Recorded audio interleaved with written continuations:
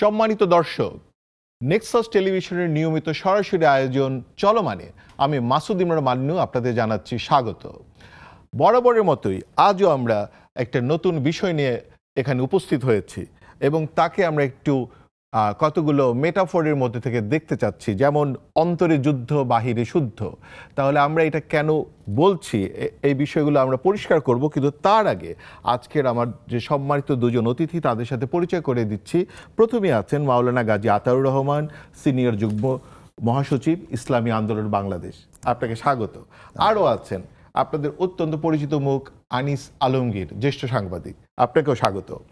আর আমাদের এই চলমান থাকবে চলমান একদম লাইভ, এবং তা আপনারা দেখতে পাবেন ইউটিউবে নেক্সাস টেলিভিশন লাইভে এবং ফেসবুক পেজ, মানে ভেরিফাইড যে নেক্সাস টেলিভিশনের পেজ আছে সেখানেও আপনারা লাইভ দেখতে পাচ্ছেন আমাদেরকে, এবং পরেও আপনারা চাইলে আমাদেরকে ঘুরে ঘুরে বারবার দেখতে পারবেন এবং শুনতে পারবেন। আমাদের আলোচনায় আজকে তা হলো অন্তরে যুদ্ধ বাহিরে শুদ্ধ। আমরা এই কথাটা কেন বলছি, কারণ তার আগে আমরা বুঝতে চাই বাংলাদেশে অনেকগুলো ইসলামিক দল আছে এবং উনি মাওলানা গাজী আতাউর রহমান যে দলটিকে সমর্থন করেন এবং যার একজন বড় নেতা, তা হচ্ছে ইসলামী আন্দোলন বাংলাদেশ। ইসলামী আন্দোলন কেন বলছেন? ইসলামী আন্দোলনের ভেতরে আপনারা কি বলতে চান? ধন্যবাদ আপনাকে এবং আমার সহ আলোচক একজন বাংলাদেশের একজন প্রখ্যাত সাংবাদিক আনিস আলমগীর স্বাগত জানাই আজকের এই অনুষ্ঠানে। বিশেষ করে নেক্সাস টেলিভিশনের এই জনপ্রিয় অনুষ্ঠানের সকল দর্শক শ্রোতাগণকে ধন্যবাদ জানাই। তো আপনি যেটা বলছেন যে ইসলামী আন্দোলন এটা কেন, এটা নামের মধ্যেই কিন্তু পরিষ্কার, ইসলাম প্রতিষ্ঠার আন্দোলন। তার মানে কি শরিয়া ভিত্তিক আইন প্রতিষ্ঠা করার আন্দোলন? ইসলাম বলতে যা বোঝায়, ইসলামটা এটা স্বয়ংক্রিয়ভাবে প্রতিষ্ঠা হয়ে যাবে না। ইসলামের একটা ইতিহাস আছে এবং ইসলাম কিভাবে এসেছে আমাদের মধ্যে, ইসলাম যিনি নিয়ে এসেছেন আমাদের প্রিয় নবী হযরত মুহাম্মদ সাল্লাল্লাহু আলাইহি ওয়াসাল্লাম, তার যুগ থেকে পরবর্তীতে পর্যায়ক্রমে ইসলাম যেখানে যে ভূখণ্ডে যেভাবে প্রতিষ্ঠা হয়েছে এমনিতেই প্রতিষ্ঠা হয় নাই।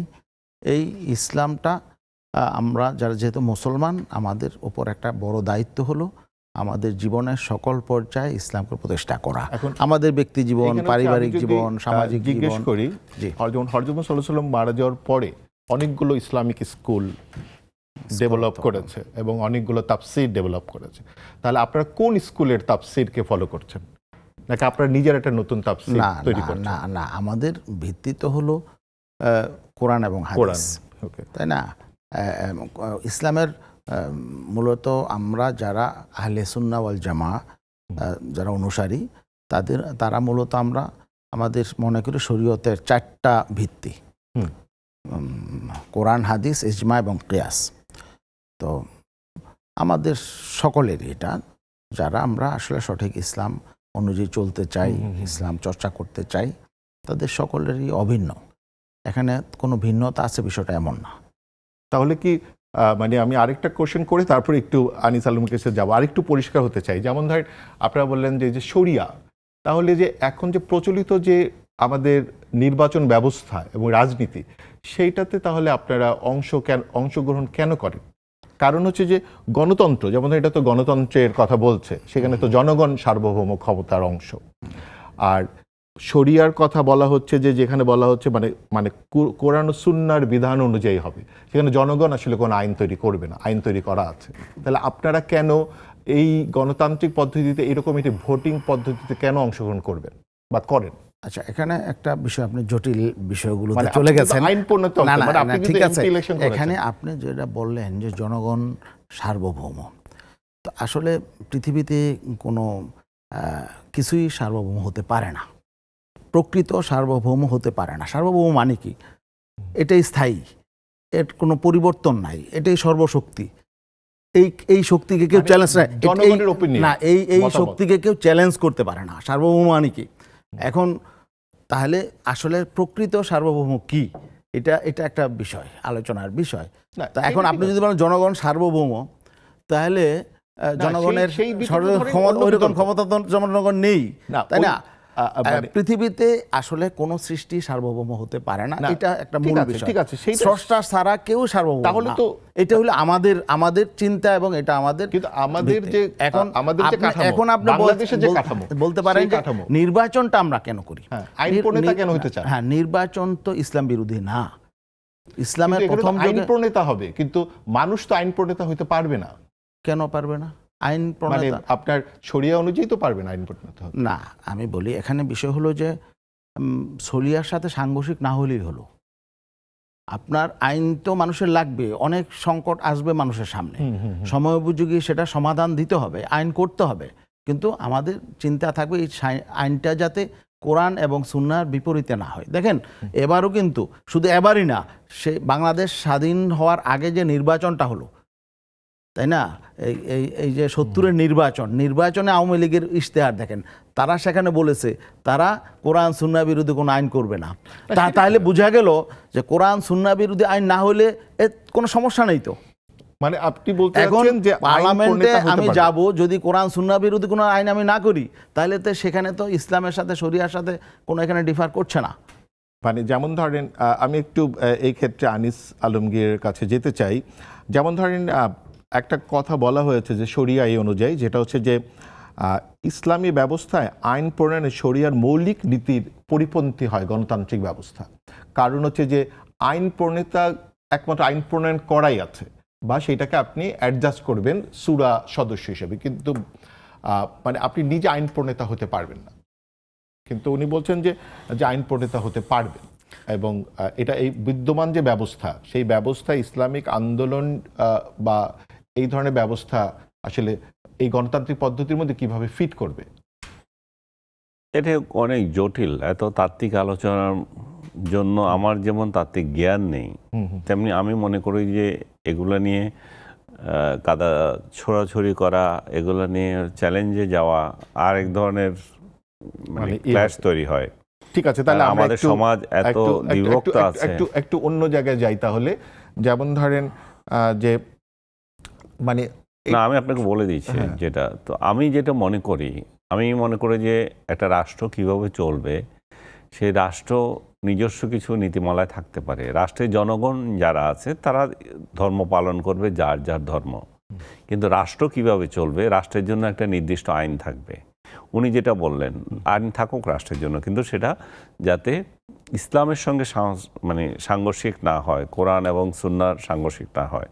তো আমি মনে করি যে বাংলাদেশেও তো এমন যে আইনগুলো আছে, এগুলো মেজরিটি আমি বলবো যে কোরআন এবং সুন্নাহর সাথে কোনো বিরোধ নাই। না, বিরোধ মানে বড় রকমের বিরোধ নাই, কোনো বিরোধ নাই। তারপরে কিন্তু তারপরও ওনারা ধর্মটাকে নিয়ে রাজনীতি করতে চান, ধর্মকে সামনে আনতে চান, বা ওনারা বা ওনাদের মতো যারা ইসলামিক রাজনৈতিক দল অন্য যারা আছে। আমি এখানে একেবারে রেড লাইন দিয়ে দিতে চাই এক জায়গায়, সে জায়গা হচ্ছে গণতন্ত্র। যদি আপনারা বিশ্বাস করেন গণতন্ত্রে কি আমি এই ভোট দিতে পারছি আল্লাহ আছে কি নাই, এটা কি ভোট হবে গণতন্ত্রে? তো এটা তো ভোটে দেওয়া যায় না। তো আল্লাহ আছে কি না এটা যখন আমি ভোটে দিতে পারছি না, তো তাহলে আমি আল্লাহ নিয়ে রাজনীতি করার কোনো দরকার নাই। আল্লাহ আমার সৃষ্টিকর্তা, আমরা তার উম্মত, আমাদের নবীর, তার প্রেরিত নবীর উম্মত। আমরা যেভাবে আছি, যে বিশ্বাসে করছি, কিংবা যারা ইসলাম ধর্ম গ্রহণ করে নাই বা অন্য ধর্ম করছে, সে তার মতো চলছে। সো রাষ্ট্রের একটা ধর্ম থাকবে, রাষ্ট্রের একটা নীতি থাকবে, সেটা মানতে হবে। সেটা তখন ইসলামের সঙ্গে সাংঘর্ষিক হচ্ছে কিনা আইনগুলো, সেটা নিয়ে আপনি বলতে পারেন, কিন্তু রাষ্ট্রের কিছু নীতি আছে, সেই নীতিগুলো আপনাকে মানতে হবে। সেখানে ইসলামের সাথে ইসলামে ওটা নাই হয়তো। যেমন রাষ্ট্র আছে, রাষ্ট্রের গান আছে, জাতীয় সঙ্গীত আছে। আপনি বললেন সঙ্গীত তো ইসলামে নাই, তো তাহলে কি করবেন আপনি? তখন আপনি রাষ্ট্র যদি থাকে তাহলে এটা মানতে হবে। আমি ডিপে যেতে পারছি না, কিন্তু এটা মানার কথা ইসলামেও বলা হয়েছে। তুমি যে রাষ্ট্রে যখন আছো, যেখানে আছো, সেই রাষ্ট্রের আইন কানুন তোমাকে মানতে হবে।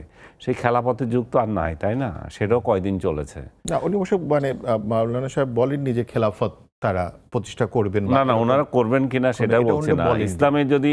ইসলামের যদি চিন্তা করেন, তাহলে ইসলামের তো সেটাই আসে সবার আগে। তো তাহলে আমি মনে করি যে ধর্মকে রাজনীতি থেকে আলাদা করে উচিত। আর আপনি একটা ধর্মীয় রাজনৈতিক দল, আপনি ধর্ম করেন, সেটা আমার উপর ইম্পোজ করেন না, আপনারা আপনাদের মতো করেন। আপনি সংখ্যাগরিষ্ঠতা পেয়ে গেছেন, তাই আপনি আপনার আইন, আপনার ধর্ম আমার উপর ইম্পোজ করবেন, সেটা দরকার নাই। আমি সেই ধর্মেরই লোক হয়তো, কিন্তু আমি মনে করি যে রাষ্ট্র কর্তৃক এটা ইম্পোজ করার কোনো দরকার নাই। খুবই ভালো। মাওলানা গাজী আতাউর রহমান, আপনি এক্ষেত্রে কি বলবেন? যেমন ধরেন ৭২-এর সংবিধানে এটা নিয়ে পরিষ্কার একটা অবস্থান ছিল, পঞ্চম সংশোধনীতে সেটা রহিত করা হয়েছে, এবং যেই কারণে ধরেন আপনাদের এরকম রাজনৈতিক দল তৈরি করা সম্ভব হচ্ছে। ৭২-এর সংবিধান যদি অক্ষুণ্ণ থাকতো তাহলে সম্ভব হতো না, মানে ৩৮ অনুচ্ছেদ অনুযায়ী।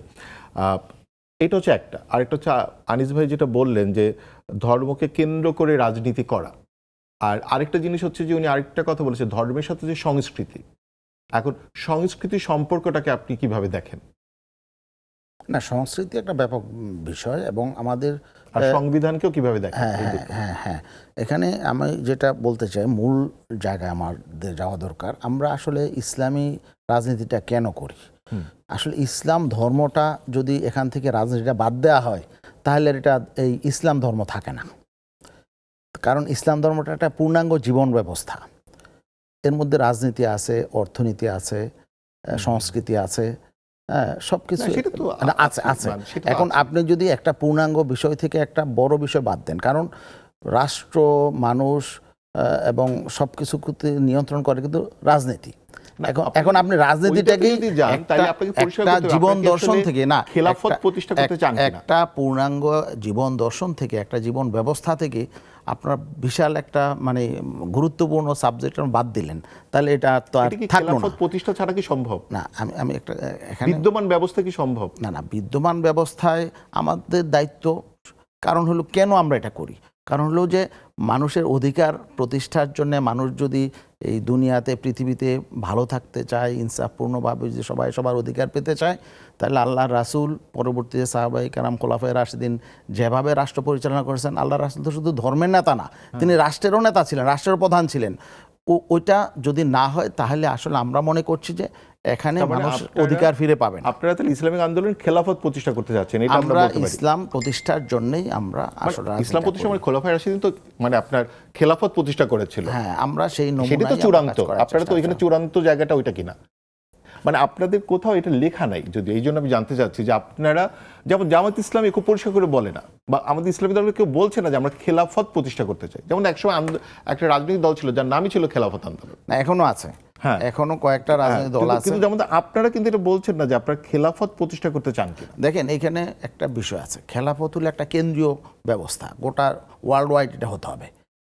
খেলাফত যে ব্যবস্থাটা, এখন কেউ যদি পৃথিবীর কোনো ভূখণ্ডে দাবি করে যে আমি খলিফা, পাশের দিক খেলাফত প্রতিষ্ঠা করে, তাহলে গোটা দুনিয়া সবাইকে বায়াত করতে হবে তার কাছে। এই জন্য বিষয়টা একটু জটিল। এই জন্য আমরা এখানে বাংলাদেশের প্রেক্ষাপটে এটা অনেকটাই জটিল। ধরেন আপনারা যদি ক্ষমতায় আসেন, ধরেন আপনারা গভর্নমেন্ট ফর্ম করলে, তাহলে কি আপনারা কি বিদ্যমান যে সংবিধান আছে এটা রাখবেন, নাকি পাল্টে পুরোপুরি খেলাফতে চলে যাবে? না, এখানে যদি মানে যারাই ক্ষমতায় আসুক, অতীতে আমরা দেখেছি যারাই ক্ষমতায় আছে সংবিধানে পরিবর্তন করে না। আমরা মানুষের কল্যাণে, মানে দেশের স্বার্থে সংবিধানের পরিবর্তন আমরা প্রয়োজন হলে আমরা করব, অবশ্যই করব। আর যে সমস্ত সংবিধানের যে সমস্ত বিধান মানুষের জন্য ক্ষতির কারণ হয়, নিপীড়নমূলক আছে অনেক ব্যবস্থাপনা, সেগুলো তো পরিবর্তন করবই। আরেকটা জিনিস বলেছে, যেমন গান থাকবে, রাষ্ট্রের সংস্কৃতি থাকবে, যেমন ধরেন বৈশাখ একটা উৎসব হয়, তো এগুলো তো থাকবে। এখন এটাকে আপনি কিভাবে দেখেন? না, আমরা এখানে যেমন আমি একটা বিষয় পরিষ্কারই দেই, যে আপনার নিজের ফেসবুক পেজে আপনি শেষ পোস্ট দিয়েছেন 14 এপ্রিল, এবং সেইখানে আপনি পোস্ট দিয়েছেন ডক্টর BM মফিজুর রহমান আল আজহারির বাংলাদেশ দাওয়া সার্কেলের একটা পত্রিকা, মানে আপনি অনলাইন পত্রিকা, এটাকে শেয়ার দিয়েছেন। উনি মানে কেন ইসলামে মানে কোরআন এবং সুন্নাতে বৈশাখী উৎসব নাই, এই ব্যাপারে উনি এটা বড় লিখেছে। ওইখানে বলা হয়েছে 90% মানুষের ধর্মবিশ্বাস ও জীবনাচরণকে বাদ দিয়ে কোনো লোকজ সংস্কৃতি বা ঐতিহ্য অস্তিত্ব থাকতে পারে না। উনি ওইখানে দাবি করেছেন, মানে ওই লেখাটা অনেক বড়, এবং ওইখানে উনি বলেছেন কোরআন ও সুন্নাহর ভিত্তিতে বৈশাখী উৎসব, জন্য আমি খুবই ইন্টারেস্টেড হয়ে পড়েছি শেখার জন্য।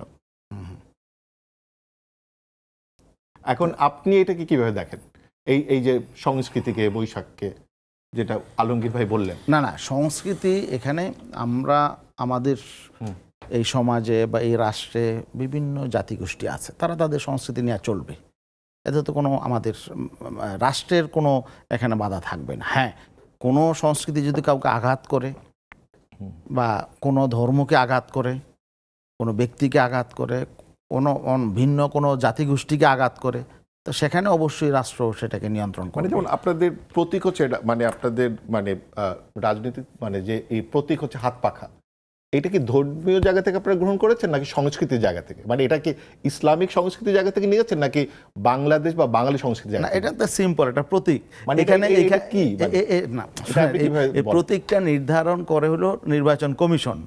এখানে এই প্রতীকের সাথে ধর্মের বা সংস্কৃতি আপনারা চয়েস করেন? না, এটা এটা আপনাদের ধর্মের choice? সংস্কৃতির কোনো সম্পৃক্ততা মানে হাত নেই। পাখা আপনাদের হাত পছন্দ? পাখা এটা আমরা মনে করছি যে এটা একটা Available পেয়েছে available, নিচে। মানুষ এটাকে ভালোভাবে চিনে গ্রহণ করবে এবং সকলের জন্য এটা একটা সুপরিচিত হয়ে যাবে, এবং এটাকে আমরা মনে করেছি এটার সাথে আসলে মানে কোনো বিশেষ সম্পর্ক অন্য কোনো সম্পর্ক নাই। এমনি মানে মানে আনিস ভাই, আপনি আসলে বলেন, এই যে আমরা যে আলাপটা করলাম, আমরা একটু ছোট্ট বিরতিতে যাব। বিরতিতে যাওয়ার আগে শুধু এটা আপনাকে একটু মানে জিজ্ঞেস করে যেতে চাই যে যে আমরা একটু মানে একটু শিফট করব মানে সংস্কৃতি আলাপ থেকে। সেটা হচ্ছে যে মানে যেহেতু আপনাদের দল ও চরমোনাই এবং এরা সবাই বড় বড় মাদ্রাসাগুলোকে মানে নিয়ন্ত্রণ করে, কিন্তু মাদ্রাসাতে শিশু যৌন নিপীড়নের হারটা বেড়ে যাচ্ছে এবং এটা ভয়ঙ্কর আকার ধারণ করছে, এবং লাস্ট হচ্ছে 11 বছর একটা বাচ্চা প্রেগনেন্ট হয়ে গেছে এবং তার জীবন মৃত্যুর মাঝখানে পৌঁছে যাচ্ছে বাচ্চাটা এবং তার শিশু দুজনেই। তো এই বিষয়ে আমরা আলোচনায় আসবো, কিন্তু তার আগে আমি একটা ছোট্ট বিরতি নিচ্ছি। বিরতি নিয়ে আমি আপনাকে দিয়ে এই আলোচনাটা শুরু করব। আমরা নিচ্ছি ছোট্ট একটা বিরতি, আমাদের সাথেই থাকুন, দেখতে থাকুন চলমান।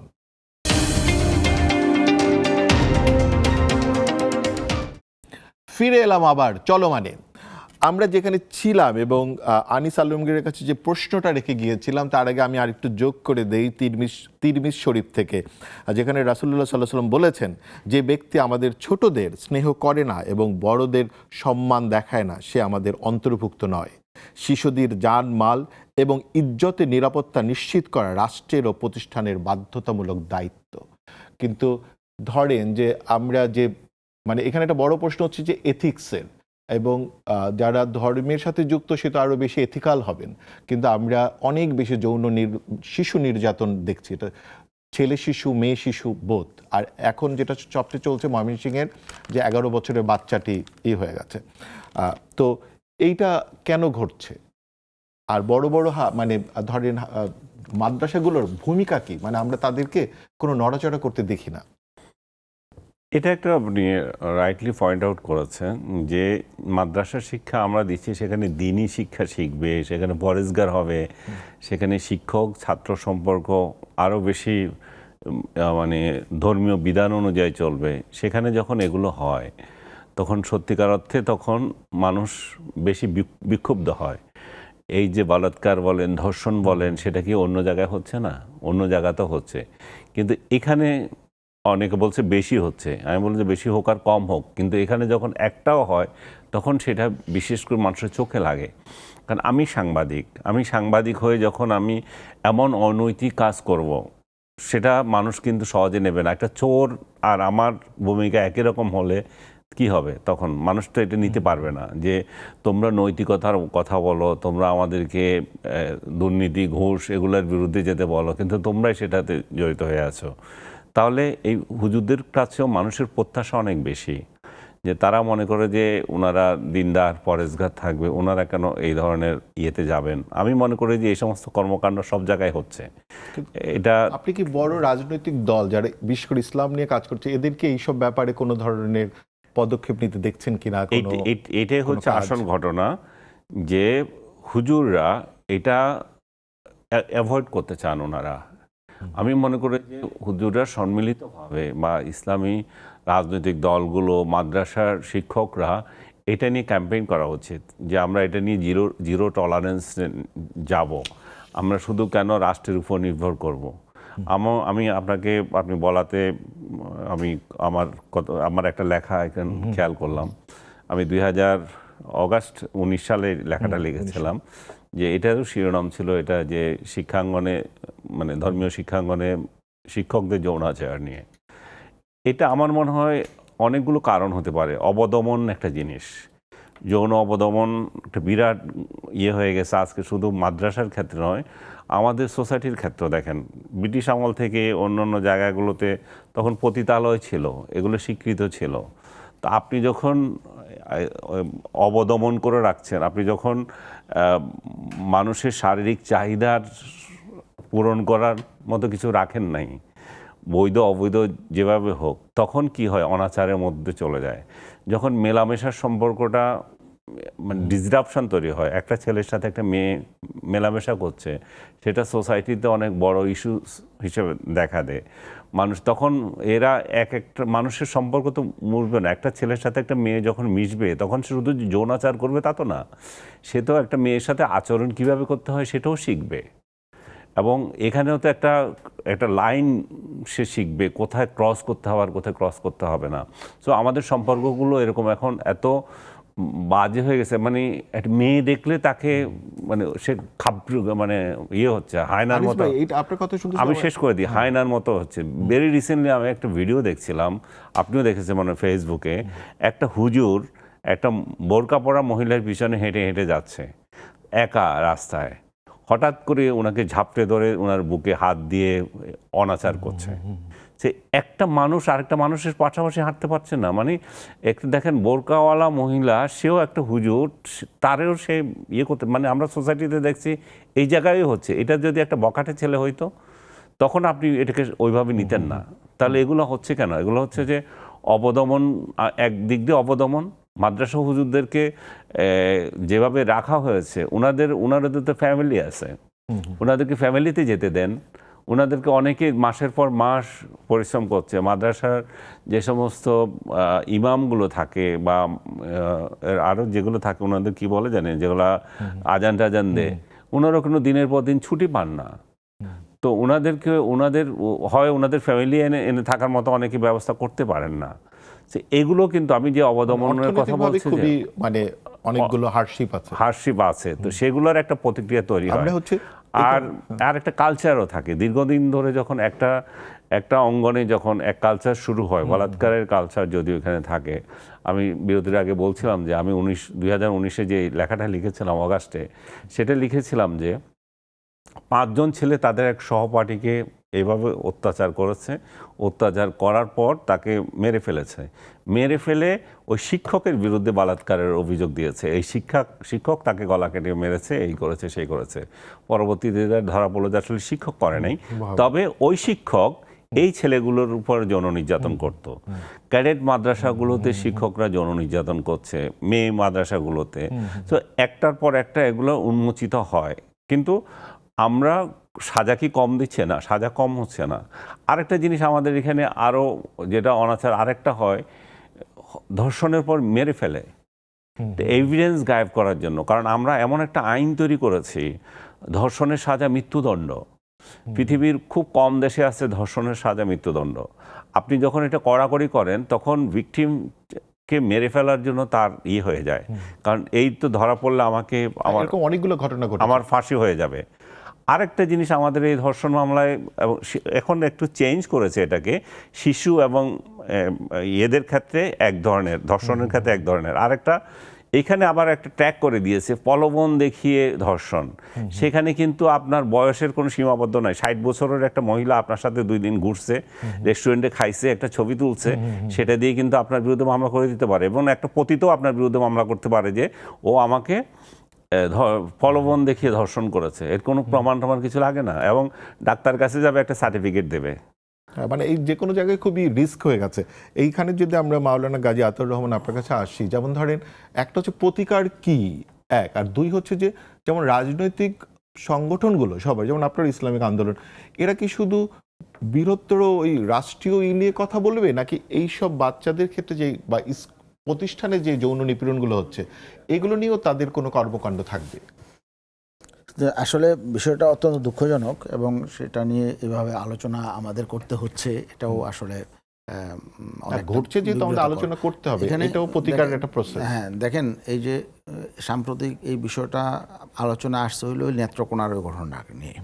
তো এখন ওই ঘটনাটা এখনো পর্যন্ত কিন্তু আমরা চূড়ান্তভাবে বলতে পারি না যে ওই মাদ্রাসার ওই শিক্ষকই এই ঘটনা ঘটিয়েছে, কারণ উনি তো অস্বীকার করেছে এবং তিনি ডিএনএ পরীক্ষা করার জন্য তিনি বলেছেন। অতএব এই পরীক্ষা নিরীক্ষাগুলো করলে বোঝা যাবে যে আসলে তার সম্পৃক্ততা কতটুকু। ওছাড়াও ধরেন আরো অনেক ছেলে শিশুর ক্ষেত্রে এর আগে অনেক হ্যাঁ না social আচ্ছা media ঘটনা ঘটছে, কারণ এখানে দেখেন এটা আমাদের আমি জানি না অবক্ষয় ভাইয়া, এখানে বাচ্চা না হওয়ার আগ পর্যন্ত কি ডিএনএ টেস্ট করতে পারে? আমার তো মনে হয় না, এটা অনেক জটিল। আমি যাক, মেডিকেল ওনাকে আজকে র্যাব ধরতে যাই হোক পেরেছে। এটা তারপরেও ইনভেস্টিগেশন দরকার। না, ইনভেস্টিগেশন দরকার। উনি তো নিষ্পাপ হতে পারে। হ্যাঁ সেটাই একটা তো সামাজিক আন্দোলন ইনভেস্টিগেশন দরকার। আগে তাকে ওইভাবে আমরা দায়ী করতে পারি না। একটা তো সামাজিক আন্দোলন দরকার। আর একটা যে বিষয়টা যে আমাদের নৈতিক অবক্ষয় তো আছে, সামাজিক অবক্ষয় যেটা হচ্ছে এখন দেখেন মাদ্রাসার যেই ঘটনাগুলো এগুলো যে খুব বেশি তা না। তা এখানে এটাকে আমরা যেহেতু আনিসা বলছেন যে সবাইকে সব কাজ কিন্তু একরকম না, একজন বখাটে ছেলের কাজ আর একজন হুজুরের কাজ এটাকে তো এক করা যাবে না। এখন আমাদের যেটা প্রত্যাশা থাকবে যে এগুলো কমপক্ষে যারা এই মাদ্রাসায় পড়ে বা ইসলামী বিভিন্ন সংস্থার সাথে আছে বা নিজে ইসলাম পালন করে তাদের এরকম পাপাচারের দিকে যাওয়াটাই উচিত না। যদিও তারা কেউ ফেরেশতা না, এদের মধ্যে মানবিক অনুভূতি আছে আছে কিন্তু তারপরও উচিত না। তো সেক্ষেত্রে আমরা ইসলামী সংগঠন হিসাবে আমাদের না দেখেন আমরা কিন্তু এ ব্যাপারে স্পিরিচুয়াল ডেভেলপমেন্টের জন্য আমরা কাজ করি, সবসময় আমাদের ওয়ার্কশপ হয় এগুলো আমরা করি এবং আমাদের জনশক্তির মধ্যে এগুলো নিয়ে আলোচনা হয় এবং সতর্ক করা হয়, সব ঠিক আছে। এবং আমাদের যে প্রতিষ্ঠান আছে আমাদেরও কিন্তু অনেক প্রতিষ্ঠান আছে, কয়েক হাজার প্রতিষ্ঠান আছে সারা দেশে। তো সেখানেও কিন্তু আমরা এগুলোকে খুব সতর্কতার সাথে স্ট্রিক্টলি কন্ট্রোল করার চেষ্টা করি। এগুলো হয়ে যেতে পারে, কারণ হলো মাদ্রাসাগুলো স্বাভাবিকভাবে ম্যাক্সিমাম আবাসিক। মানে দেশের বাইরেও কিন্তু একটা ঘটনা ঘটেছে সম্প্রতি, মানে ধরেন সেইখানে একজন ইমাম সাহেব পর বাংলাদেশি, উনি মানে মজার ব্যাপারে যে বাংলাদেশি আমেরিকাতে, এবং সে হচ্ছে কোরআন পড়ান এবং ওইখানে বাচ্চারা গিয়ে কোরআন পড়ে ওই মসজিদে, এবং ওইখানে একজন বাংলাদেশি একজন ব্যক্তির বাচ্চাকে উনি আসলে নিপীড়ন করেছেন এবং এটা অলরেডি মানে হয়ে গেছে। তো ধরেন মসজিদে উনি কোরআন পড়াচ্ছেন এবং এটা প্রত্যেকেরই ইন্ডিভিজুয়াল কেস, মানে এগুলো হলো অপরাধ এবং সেটা সেই অপরাধীকেই আমাদের মানে এই অপরাধ যে করে তাকেই দোষী সাব্যস্ত করতে হবে। এই জন্যে এখানে হোল মাদ্রাসা শিক্ষাকে দায়ী করা যাবে না অথবা ইসলামিক কালচারকে দায়ী করা যাবে না। প্রত্যেকের ইন্ডিভিজুয়াল এগুলো অন্যায় এবং সেটাকে অন্যায় হিসাবেই দেখতে হবে এবং ফৌজদারি অপরাধ হিসেবে দেখতে হবে। হ্যাঁ, এখানে কোনো রাজনৈতিক সংগঠনের পক্ষে খুব বড় ভূমিকা নেওয়া কঠিন। মাদ্রাসাগুলো তো নিজেদের সংগঠন আছে। এখন মাদ্রাসা এখানে হাজার হাজার মাদ্রাসা, লক্ষ লক্ষ ছাত্রছাত্রী এগুলো করা হয়। তারপরেও এখানে এই মাদ্রাসাগুলো যাতে নিয়মের উপরে চলে এবং শিক্ষকরা যাতে নিয়মের উপর চলে, ছাত্রছাত্রীরা তাদের স্বাস্থ্যগত সব বিষয় কেয়ার নেওয়ার জন্য রাষ্ট্রকেও উদ্যোগ নেওয়া দরকার। কিন্তু এখানে রাষ্ট্র একেবারেই বেখবর, মানে রাষ্ট্র আসলে এই মাদ্রাসার ব্যাপারে, বিশেষ করে কওমি মাদ্রাসার ব্যাপারে কোনো রেসপন্সিবিলিটি নেয় না, কোনো দায়িত্ব নেয় না। এবং তারা যে এখানে একটা শিক্ষা ব্যবস্থা আছে, এই শিক্ষা ব্যবস্থার উন্নয়নের জন্য এবং এখানে শিক্ষকদের উন্নয়নের জন্য এবং যেটা বললেন আপনার মসজিদের ইমাম মুয়াজ্জিন, আসলে এই রাষ্ট্রের এরা হলো বলা চলে দ্বিতীয় শ্রেণীর নাগরিক। মানে এদের ব্যাপারে রাষ্ট্র কোনো রকম ব্যবস্থা নেয় না, তাদের জীবনমান উন্নয়নের ব্যাপারে, তাদের কি বলে জীবনযাত্রার উন্নয়নের ব্যাপারে এবং তাদের শিক্ষা স্বাস্থ্য কোনো ব্যাপারে কোনো রাষ্ট্রের দায়িত্ব নেই। এবং এই যে কওমি মাদ্রাসা এখন কিন্তু দেখেন কওমি মাদ্রাসা, আপনাকে আরেকটা তথ্য আমি দিই, ছাত্র হচ্ছে কিন্তু ছাত্রীর সংখ্যা বেশি। হ্যাঁ, কওমি মাদ্রাসা এখন বোর্ডে যে বোর্ডে পরীক্ষার্থী এখানে অনেক বেশি, এই কয়েক বছরে ছাত্রের চেয়ে ছাত্রীর সংখ্যা বেড়ে গেছে। এটা কেন?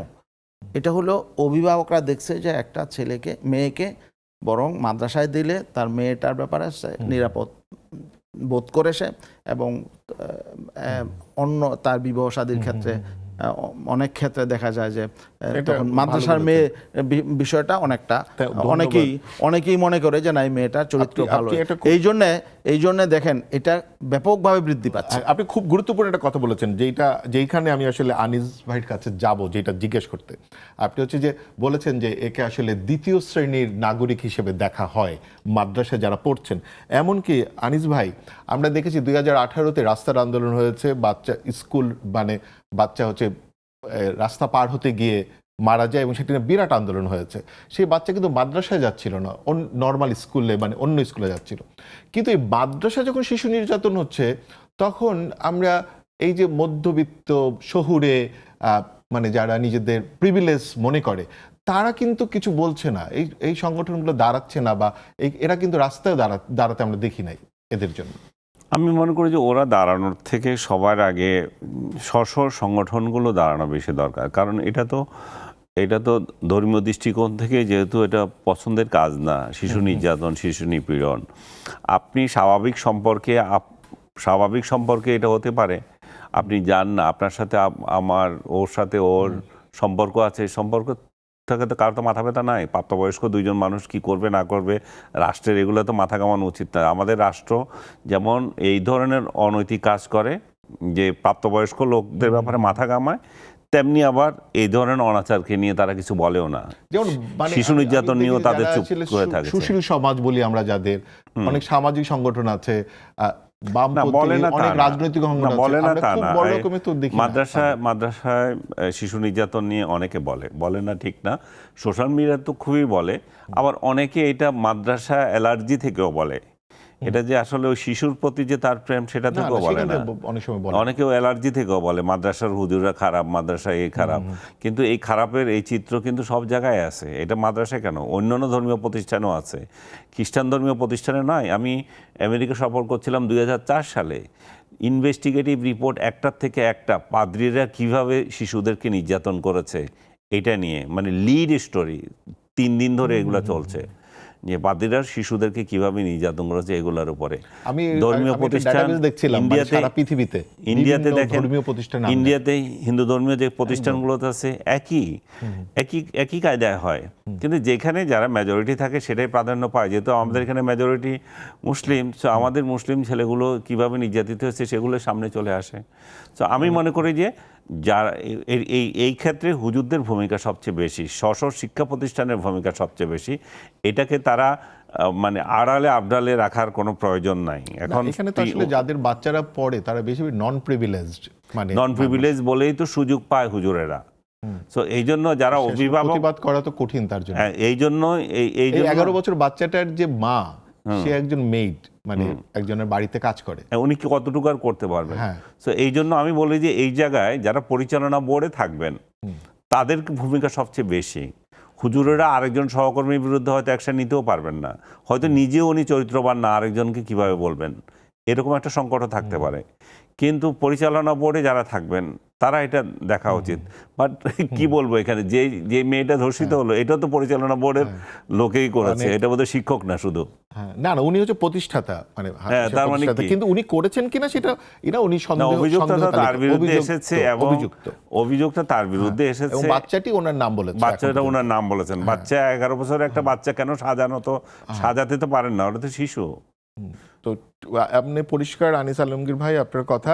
আমরা একটা ছোট্ট বিরতি নিচ্ছি, আমরা ছোট্ট বিরতি নিয়ে আবার ফিরে আসব এই শিশুদের আলোচনায়, এবং সেই আলোচনাটা আমরা নিয়ে যাব হাম বিষয়ক। আমাদের সাথেই থাকুন, দেখতে থাকুন চলমান।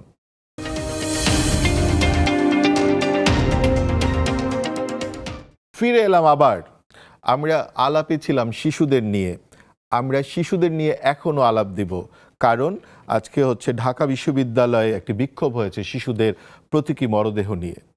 কারণ হাম এমনভাবে ছড়িয়েছে, এবং হামের শুধু টিকা না, হামের এখন যে নির্ধারণ করার জন্য যে পরীক্ষা নিরীক্ষার যে কিটটি পর্যন্ত শেষ হয়ে গেছে রাষ্ট্রের কাছে। এরকম একটি পরিস্থিতি কেন তৈরি হচ্ছে, এবং এগুলো কি কাঠামোগত হত্যাকাণ্ড কিনা? মাওলানা গাজী আতাউর রহমান ভাই। আসলে এটা আমাদের জন্য দুর্ভাগ্যের বিষয় যে এখন বর্তমান সরকারের প্রধানমন্ত্রী জনাব তারেক রহমান, তিনি এই হামের টিকার ব্যাপারে বিগত সরকারকে দায়ী করে বলছে এটা অমানবিক কাজ করেছে। তো তারপরে এখন কিন্তু প্রায় 3 মাস হলো সরকার ক্ষমতায়। এই সরকার কি করলো? 3 মাস তো মানে জরুরি, সবচেয়ে আগে প্রয়োজন ছিল এই বিষয়টাকে সলভ করা, তাই না? এখন আমরা দেখলাম যে ওনারা কৃষি কার্ড দেয়, ফ্যামিলি কার্ড দেয়, এসব দিয়ে তারা নির্বাচনী অঙ্গীকার বাস্তবায়ন করে। নির্বাচনী অঙ্গীকার বাস্তবায়ন করা যেত, সময় ছিল, কিন্তু আগে তো ইমিডিয়েটলি এটাকে সলভ করা দরকার ছিল। মানে এটা কি কিভাবে করবে? মানে 2-3 মাসের মধ্যে কি সম্ভব? এটা তো কোনোটাই আমাদের দেশে না, মানে আনতে হয় বাইরে থেকে। না, সেই বিশেষ ব্যাপারে ব্যবস্থায় না, আনতে হয়। সরকারের উদ্যোগটা কি? আমরা তো ওই জাতীয় সিরিয়াস কোনো উদ্যোগ আমরা দেখিনি। এবং আপনি যেটা বললেন যে এই এখন কিটও নাই পরীক্ষার জন্য, তো এটা তো মানে একটা ব্যাপার, নেগলিজেন্সি এরকম হয়েছে। ধরেন একটা হচ্ছে এই সরকার কি ব্যবস্থা নিল, আর আরেকটা বিষয় হচ্ছে এরকম অবস্থা আমরা কেন পড়লাম? না, এটা আমাদের সিস্টেম যেটা হয়েছে, বিগত সরকার 1.5 বছর ক্ষমতায় ছিলেন, তো তাদের তো দায়িত্ব ছিল যে সব বিষয়গুলো, ফাংশনগুলো যাতে সঠিকভাবে চলে। তো এখানে এটা একটা গুরুত্বপূর্ণ ছিল। আজ বিগত অন্তর্বর্তীকালীন সরকারের এমন একজন স্বাস্থ্য উপদেষ্টা ছিলেন, মিডিয়ায় আমরা এটা নিয়ে কথা বলেছি, সবাই কথা বলেছে। তিনি আসলে বলা হলো যে উনি ডক্টর ইউনূস সাহেব, উনি ব্যক্তিগত চয়েস ওনাকে এখানে বসিয়েছেন। তিনি আসলে স্বাস্থ্য খাতটাকে বলা চলে আগে তো একটা বিধ্বস্ত অবস্থা ছিল, এর থেকে মানে পুনর্গঠনের জন্য কোনো উদ্যোগও নিলেন না, বরং আরও বিপর্যয়ের দিকে ঠেলে দিলেন। তো এগুলো আসলে দুর্ভাগ্যের বিষয়। তো বর্তমান সরকার ক্ষমতায় আসার পরে দ্রুততার সঙ্গে এটাকে মেরামত করা মানে দরকার ধরেন ছিল। প্রায় 250-এর কাছাকাছি বাচ্চা মরে গেছে, এটা কি শুধুমাত্র দুর্ভাগ্য? 300-এর উপরে মারা 300-র উপরে, মানে এটা আপনি যেটা বললেন যে এটা কি শুধু দুর্ভাগ্য হবে? না, এটা না, এখন কি বলবো, এখন এটার জন্য মানে দায় যেমন কে ধরেন নেবে? যে ইউনিসেফ হচ্ছে বারবার নোটিস করেছে সরকারকে, ওই সরকারকে নোটিস করেছে। না, এখন তো এটার দায়িত্ব কে নেবে? যারা মানে সব তো ক্ষমতায় আমরা তাদেরকে কিনিও তো না, নিতে অনেক কিছু হবে। আমরা দানও নেই। হ্যাঁ, এটা এই হিসেবে নেই। যারা এটা এমন একটা বিষয় যে এটা যারা ক্ষমতায় ছিল, যাদের হাতে দায়িত্ব, তাদেরকেই দায় নিতে হবে। এখানে আমাদের বা এখানে করণীয় কি আছে? মানে এখানে যারা মানে এটা যেটা শিশুদেরকে হত্যার, মানে ইসলামিক আন্দোলনের পক্ষ থেকে আপনারা কোনো বড় স্টেটমেন্ট কি করেছেন বা করবেন? আমরা তো এ নিয়ে প্রতিবাদ মানে করেছি। এটা কি উদ্যোগ হত্যাকাণ্ড নেওয়ার জন্য হিসেবে বলছি। দেখবেন কিনা? না, হত্যাকাণ্ড হইলে এখানে আসামি কাকে করা হবে এটা একটা বিষয় আসে, তাই না? অবশ্যই এটা মানে অমার্জনীয় যে এই যে ঘটনাগুলো ঘটছে এভাবে। এটা তো এই যুদ্ধ, আমেরিকা ইরান যুদ্ধের কারণে এটা হয়েছে, বিষয়টা এমন না। না না, এটা একেবারেই মানে নেগলিজেন্সি থেকে এটা হয়েছে এবং দায়িত্বহীন কাজ হয়েছে। এই স্বাস্থ্য অধিদপ্তর এবং স্বাস্থ্য মন্ত্রণালয়কে এই জন্য জবাবদিহিতার মুখে আনতে হবে। যারা এটা নেগলিজেন্সি করেছে তাদেরকে অবশ্যই তাদের পানিশমেন্ট হতে হবে। খুবই সুন্দর পরিষ্কার মাওলানা গাজী আতাউর রহমান উনি বলেছেন যে দায়িত্বে মানে তাদেরকে জবাবদিহিতার মধ্যে নিয়ে আসতে হবে। আনিস আলমগীর ভাই, আপনি কি বলবেন? আমি পুরো report আতাউর জানবেন। রহমান সাহেবের সঙ্গে দ্বিমত কোনোভাবে করব না, কিন্তু উনি একটু বলতে ভয় পাচ্ছে বা লজ্জা পাচ্ছে যে ইউনূসের নামটা নিতে।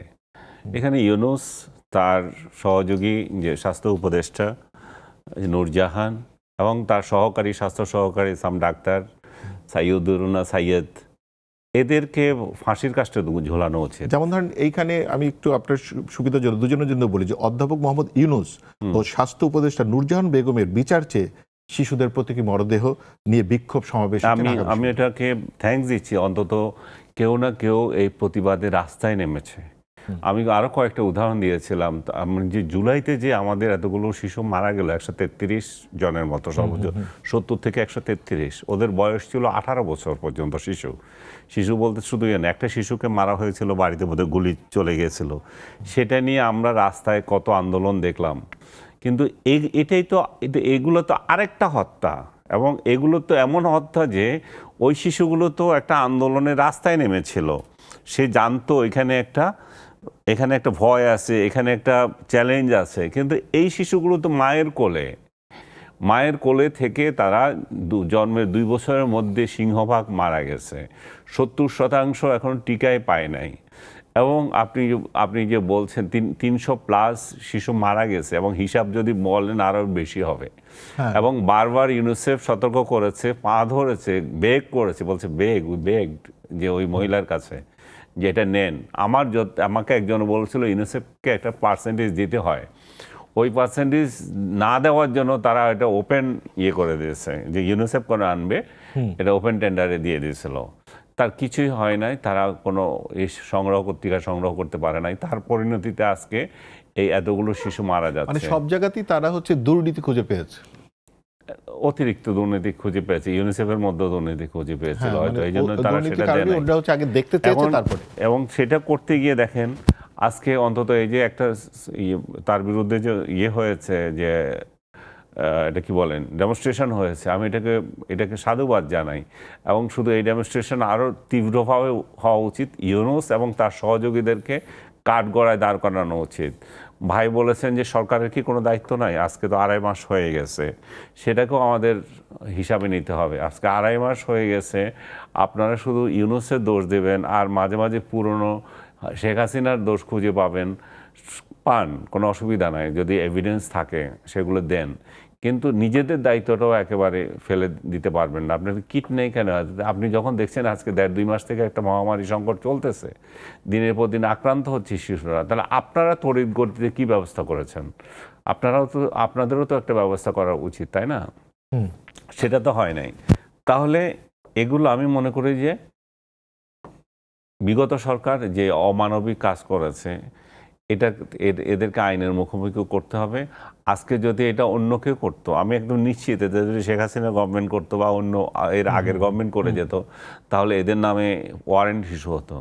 কিন্তু ইউনূসের বিরুদ্ধে, ইউনূস এবং তার সাংঘাতরা যত অপকর্ম করেছে 18 মাসে, এদের কোনো অপকর্মের বিচার হচ্ছে না, কোনো অপকর্ম নিয়ে কথা হচ্ছে না। আমরা একটা শ্বেতপত্র দাবি করি যে অবিলম্বে এদের 18 মাসের কর্মকাণ্ডের একটা শ্বেতপত্র তৈরি হোক।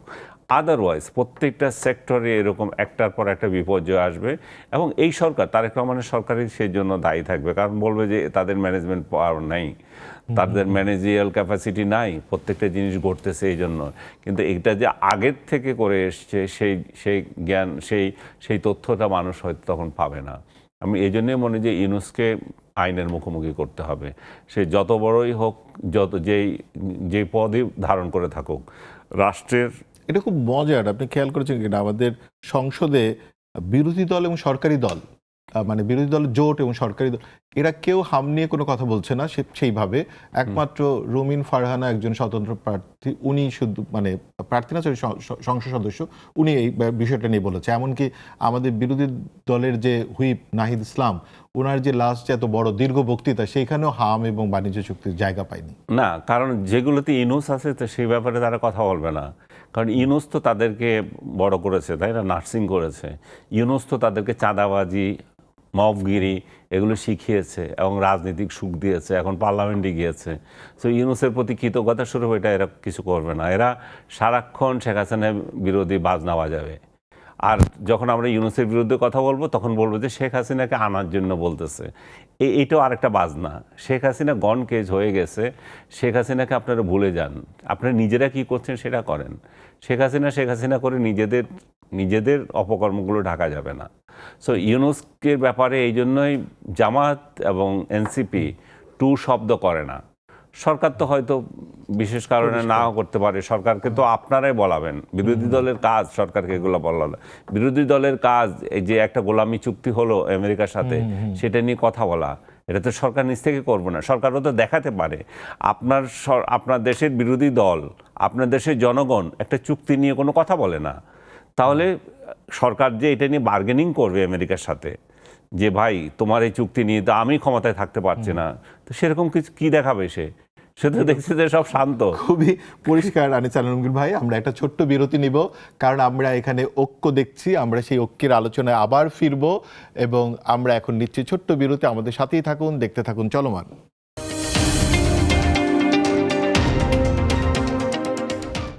ফিরে এলাম আবার চলমানে। আমরা যেখানে ছিলাম আলাপে, সেই আলাপটা এখন নিয়ে যেতে চাই, যেহেতু মাওলানা গাজী আতুর রহমান ইসলামিক আন্দোলনকে এখানে প্রতিনিধিত্ব করছেন। আপনারা একটা জোটে গিয়েছিলেন, আবার চলেও গিয়েছেন, কিন্তু সামনে আবার রাস্তায় একটা আন্দোলনের ডাক হয়েছে যে জুলাই সংস্কার যে সনদ সেটা বাস্তবায়নের জন্য আবারও একটা যুগপৎ আন্দোলন ডাকা হচ্ছে। আপনারা কি সেই আন্দোলনে যাবেন?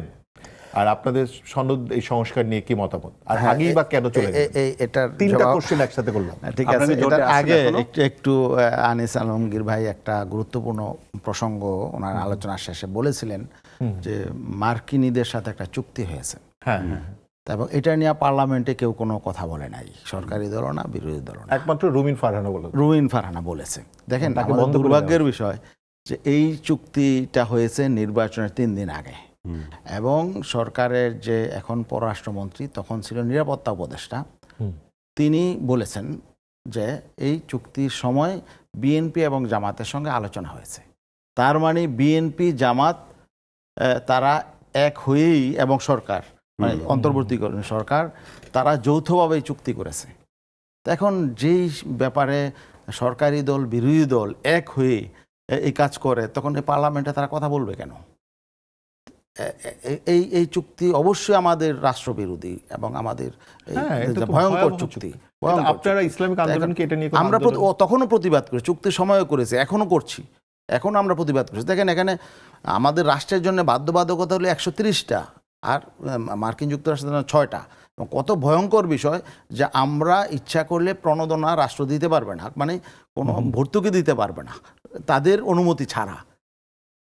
এরকম আরও অসংখ্য বিষয় আছে। কাদের সাথে আমরা চুক্তি করব সেটাও তাদের সাজেশনে করতে হবে। তা এখন আমাদের এই রাষ্ট্রের স্বাধীনতা বা এখন সক্রিয়তা আপনার থাকে কাছে- কোথায়? হ্যাঁ, স্বাধীনতা সার্বভৌমত্ব তো সার্বভৌমত্ব মানে এটা হুমকি। মানে হুমকির হলো। হুমকি। এখন এইটা খুব গুরুত্বপূর্ণ হয়ে উঠবে নাকি জুলাই সনদ সংস্কার গুরুত্বপূর্ণ এখন হয়ে উঠবে? জুলাই সনদের ব্যাপারেও এখন যেটা হচ্ছে যে আপনি বললেন যে কি বলে আন্দোলন নিয়ে মাঠে আসছে। জুলাই সনদে যেহেতু আমরা স্বাক্ষর করেছি, কেন যাতে রাষ্ট্রের কিছু পরিবর্তন হয়, সরকার যাতে জবাবদিহিতামূলক রাষ্ট্র চালায়। কিন্তু আমরা দেখছি যে জবাবদিহিতার জায়গাগুলো থেকে এই বর্তমান সরকার পাশ কাটিয়ে গেছে। আপনারা মনে করেন যে বর্তমান সরকার সনদে থাকছেন না? না, সনদে যেই বিষয়গুলো তাদের ফেভারে, রাষ্ট্র পরিচালনার ক্ষেত্রে তাদের সেখানে কোনো সমস্যা হবে না, তাদের সেগুলো কিন্তু তারা অলরেডি সেই পক্ষে তারা পাশ করিয়ে নিয়েছে, প্রায় 95টার মতো। 95 কেন, আরো বেশি। হ্যাঁ, পাশ করিয়ে নিয়েছে। কিন্তু যেখানে মানে 138 জবাবদিহিতার এই যেখানে মাত্র 16টা তারা যেই বিষয়গুলো স্বৈরতন্ত্র উৎপাদন করে, সেখানে কিন্তু সেই বিষয়গুলো তারা রেখে দিয়েছে, তাই না? তারা দেখেন কি করেছে, এই যে বিচার বিভাগের আলাদা সচিবালয় হওয়ার এটা ছিল, বিধান ছিল, সেটা তারা সেক্ষেত্রে কি আপনারা পাশ করেন এখন না। কি তারপরে আন্দোলনে যাবেন? না, তারপরে আরো যে বিষয়টা যে দুদক সংস্কার আইন, সেটাও তারা কিন্তু পাশ করে নাই। পুলিশ সংস্কার আইন তারা পাশ করে নাই। মানবাধিকার কমিশন। মানবাধিকার আইন তারা পাশ করে নাই।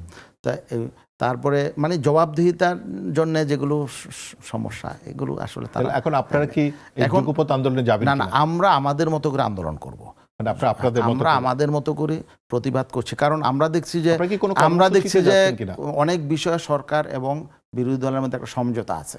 আপনার কি 11 দলীয় জোট আর আছে? না, আমরা ওখানে নাই, নির্বাচনের আগেই তো আমরা সেখান থেকে চলে ত্যাগ এসেছি। করছো, no, আমি কারণ তো আমরা election- দেখছি যে রাষ্ট্রের গুরুত্বপূর্ণ বিষয়ে যেখানে বিরোধী দলের প্রতিবাদ করা উচিত ছিল, সেগুলোতে তারা সাইলেন্ট। তার মানে তারা তাদের মধ্যে সরকারের সাথে একটা সমঝোতা হয়তো আছে। তো এই জন্যে আমরা এই ব্যাপারে সতর্ক যে আমরা আমাদের মতো করে আন্দোলন করব, খুব এবং পরিষ্কার। আমরা অবশ্যই এই জুলাই যেই জুলাই বিপ্লব হয়েছে বা অভ্যুত্থান যেটাই বলেন, যে আকাঙ্ক্ষা নিয়ে সেটা হয়েছে, সে আকাঙ্ক্ষা যদি বাস্তবায়ন না হয়, তাহলে তো আপনাকে দেখা যাবে আবার সেই স্বৈরতন্ত্র অনেক প্রতিষ্ঠা অনেক হবে, ধন্যবাদ। কর্তৃত্ববাদী শাসন প্রতিষ্ঠা হবে। মাওলানা আমাদের গাজী চাই আতুর না। রহমান, আপনাকে অনেক ধন্যবাদ, সুন্দর করে বলেছেন। এখন শুধু আনিস আলমগীর ভাইয়ের কাছে একটু ছোট্ট করে শুনবো, এই মুহূর্তে আসলে কোনটা খুব গুরুত্বপূর্ণ, হামকে প্রতিহত করা, মানে বাণিজ্য চুক্তি নিয়ে বেশি কথা বলা, নাকি জুলাই সনদকেই প্রধান গুরুত্বপূর্ণ? অবশ্যই হামকে ওভারকাম করতে হবে, বাণিজ্য চুক্তি বাতিলের প্রশ্নে কথা বলতে হবে। আজকে আমি গতকালও আমি একটা টেলিভিশনের বাণিজ্য চুক্তি নিয়ে কথা বলেছি, এবং আজকেও আপনি যদি আমার ফেসবুক পেজে যান, আমি দেখবেন 8টা সর্বনাশ কিভাবে হয়েছে আমি সেগুলো আমি দেখেছি দেখেছেন, আপনার আমি post একদম বর্ণনা করে দিয়েছি কোন কোন জায়গায় বাংলাদেশের সর্বনাশ হচ্ছে, এবং এইগুলো নিয়ে এই পর্যন্ত কোনো পত্রিকায় লেখে নাই, পত্রিকায় এইটাকে নিয়ে কোনো আলোচনা নাই। কিন্তু বাংলাদেশের সাথে ট্রেড ব্যারিয়ার নিয়ে দুইটা রিপোর্ট করেছে প্রথম আলো, এছাড়া আর কোনো আওয়াজ নাই। সরকারি দল বিরোধী দল কেউ কিছু বলে না। তো বাংলাদেশের যে সার্বভৌমত্ব হারা হয়ে গেছে একটা চুক্তি করে, আমাদের রূপপুর পারমাণবিক বিদ্যুৎ কেন্দ্র হুমকির মুখে, আমাদের ব্যবসা বাণিজ্য সব কিছু হুমকির মধ্যে, আমাদের কৃষকরা হুমকির মধ্যে, আমাদের শুল্ক রাজস্ব ক্ষতি টোটাল একটা কলাপস করবে, আমাদের প্রযুক্তিগত বিষয়ে আমাদের কোনো সে থাকবে না, আমরা ওদের থেকে কিনে আনবো শুধু, কোনো আমাদের প্রযুক্তি হস্তান্তরের তাদের কোনো কথা নয়, আমাদের ইন্টেলেকচুয়াল প্রপার্টি নিয়ে এমন বাধা তৈরি করে দিয়েছে, আমাদের ওষুধ আমরা তৈরি করতে পারবো না, ওষুধের দাম বেড়ে যাবে, আমাদের এই গার্মেন্টসগুলোতে শ্রম আইনের অধিকার করে যখন তখন যা ইচ্ছা তা করতে পারবে, আমাদের এই যে গুগল এবং আপনার ফেসবুক অ্যামাজন এগুলো থেকে আমরা ট্যাক্স নিতে পারবো না, তারা যা ইচ্ছা এখানে ফ্রি বাণিজ্য করে যাবে। সব কিছু মিলিয়ে এটা একটা বাংলাদেশের জন্য মহা দুর্যোগ, মহা সর্বনাশ বাংলাদেশকে করে দিয়ে গেছে। মানে জুলাই সনদ হচ্ছে যে, আমি মনে করি যে এটা জুলাই চেতনা, জুলাই সনদ এগুলো একটা ব্যবসাতে পরিণত হয়ে গেছে। কোটার বিরুদ্ধে আন্দোলন করে কোটা খাওয়ার জন্য চেষ্টা চলে যাচ্ছে। কিন্তু বর্তমান সরকার যে সনদগুলোতে স্বাক্ষর করেছে তারা সেগুলো বাস্তবায়ন করুক, তাদের সেটা অঙ্গীকার, সেটা আমি এটা চাই। তারা যে 2-3টা ইস্যুস বাদ দিয়েছে, আপনার যে দুদক বলেন, মানবাধিকার কমিশন বলেন, গুম কমিশন বলেন, তারপরে বিচার বিভাগের যে আলাদা করার জন্য, সেটা তো আমার কোনো আপত্তি নাই, তারা সেগুলো রিপ্লেস করুক, তারা তাদের মতো করে করুক। কিন্তু বিরোধী দলের ইচ্ছে করবে। খুব পরিষ্কার আনিস ভাই, এটা পরিষ্কার। আপনাকে অনেক অনেক ধন্যবাদ আনিস আলমগীর এবং মাওলানা গাজী আতাউর রহমান, আপনাদের সময় দেওয়ার জন্য অনেক ধন্যবাদ, এবং দর্শকদেরও ধন্যবাদ আমাদের চলমান দেখার জন্য। আপনারা দেখতে থাকুন চলমান, আগামীকালও আবারও একই সময় আপনারা দেখতে পাবেন। ধন্যবাদ সবাইকে।